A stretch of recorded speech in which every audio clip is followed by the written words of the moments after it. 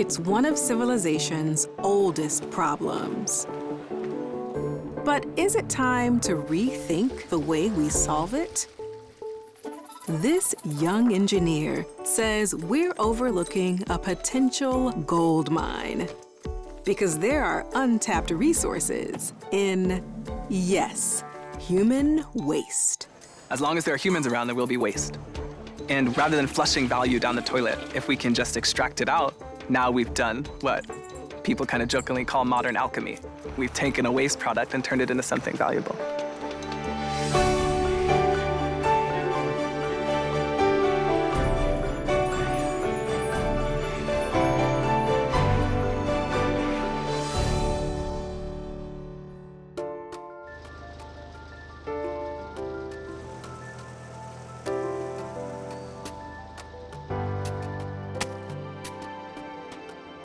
Food. We all love to eat it. And of course, we can't survive without it. But we could never grow the amount of food we need to feed the world without the fertilizers that make today's farms so productive. Most of them include ingredients made from a compound called ammonia. Though it's a combination of nitrogen and hydrogen, it's the nitrogen that makes ammonia such an effective fertilizer. Because nitrogen is essential to plants. It helps them to grow bigger, healthier, and faster. So when you think about how do we feed 7.9 billion people, we couldn't do it without ammonia. But the great benefit we get from ammonia-based compounds comes at a huge cost. The process used to manufacture ammonia burns fuels that release lots of carbon dioxide. The gas whose buildup in our atmosphere is the principal cause of global warming.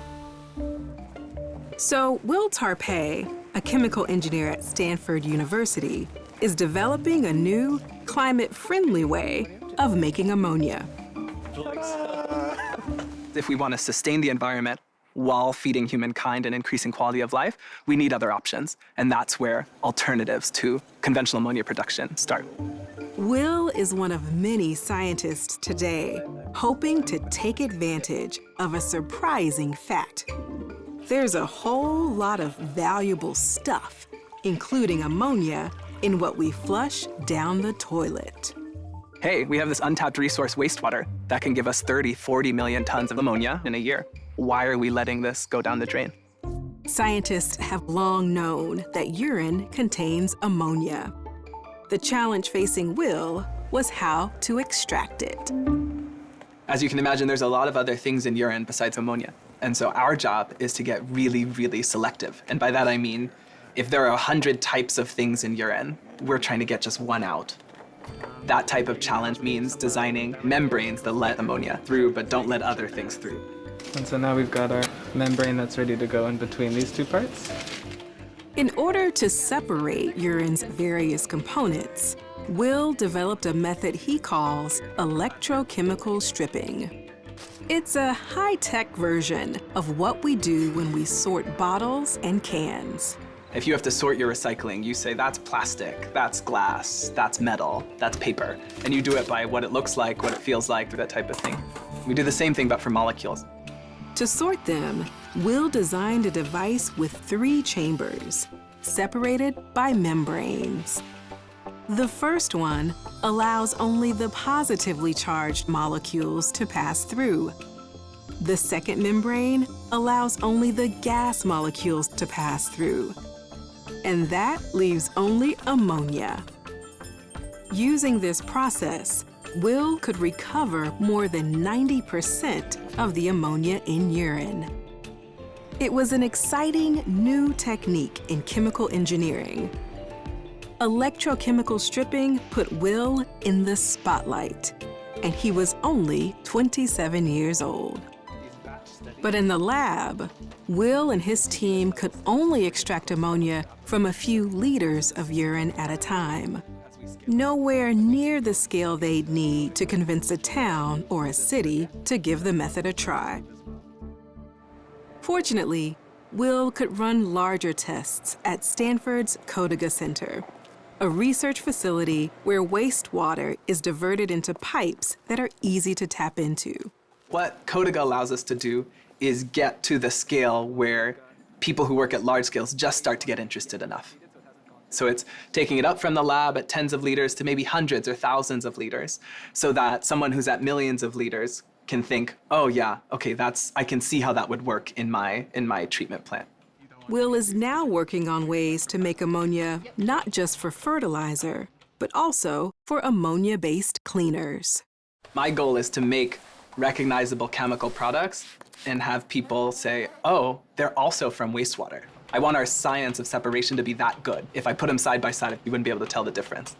Okay, so I see. We've got another brick to stand on. Yes. Will's ambitious plans reflect his belief in the power of science, something he's felt drawn to since he was a small boy.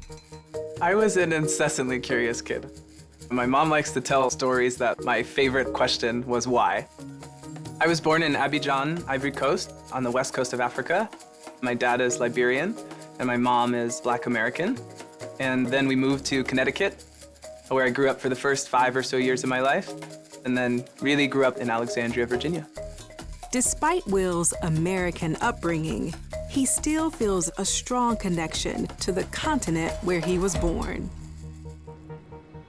When I think about the biggest challenges facing our world, they center in places like sub-Saharan Africa. And so there's always been something that's drawn me back to making huge improvements in people's lives. For example, one of the things we have to ask ourselves is, why is it that billions of people don't have access to sanitation? One reason is the high cost of building sanitation systems. To help solve that problem, Will works with a company in Africa that provides toilets to people who have never had them before. The toilets collect urine separately, making it easier to process using Will's ammonia recovery technology. If there were products that we could make from waste that generated revenue, then you could imagine those being the subsidies that reduce the cost of waste collection in other countries.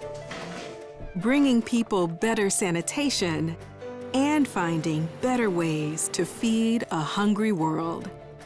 Will sees a bright future for the idea that captured his imagination so many years ago. When I was a PhD student starting off and I said I wanted to research ammonia recovery from urine, people were like, that doesn't seem viable. And somewhere, that's a crazy idea. And now it's become a lot more commonplace. These are conversations I'm having a lot more than I did 10 years ago. And so when I see that trajectory in just 10 years, I say, oh wow, what can we do in 40? And that makes me feel like I have the best job in the world and like I'm really lucky to be able to do it.